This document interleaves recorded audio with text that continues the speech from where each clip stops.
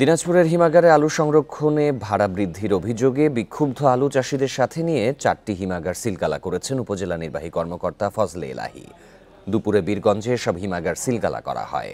এর আগে সকালে 2 ঘণ্টাব্যাপী বীরগঞ্জ বিজয় চত্বর মোড়ে দিনাজপুর পঞ্চগড় মহাসড়কে মানববন্ধন ও সড়ক অবরোধ কর্মসূচি পালন করেন বিক্ষুব্ধ আলু চাষিরা। বিক্ষুব্ধ আলু চাষিরা জানায়, এবছর হিমাগারে কেজি প্রতি আলু সংরক্ষণের ভাড়া 8 টাকা নির্ধারণ করা হয়েছে। বেশি দামে বীজ সার কেনায় কৃষকের উৎপাদন খরচ বেড়েছে, কিন্তু মুনাফা আসছে না। এর মধ্যে অবৈধভাবে হিমাগার মালিকরা বাড়তি ভাড়া নিচ্ছে, যা কৃষকদের বিড়ম্বনায় পড়তে হচ্ছে। এমন অভিযোগের প্রেক্ষিতে বিক্ষুব্ধ কৃষকদের নিয়ে অভিযুক্ত 4টি হিমাগার সিলগালা করে উপজেলা নির্বাহী কর্মকর্তা।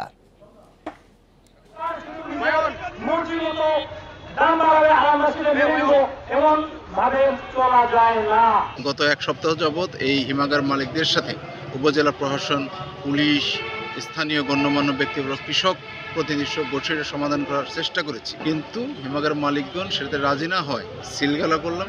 পরবর্তী নির্দেশনা না দেওয়া পর্যন্ত এটা সিলগালা থাকবে।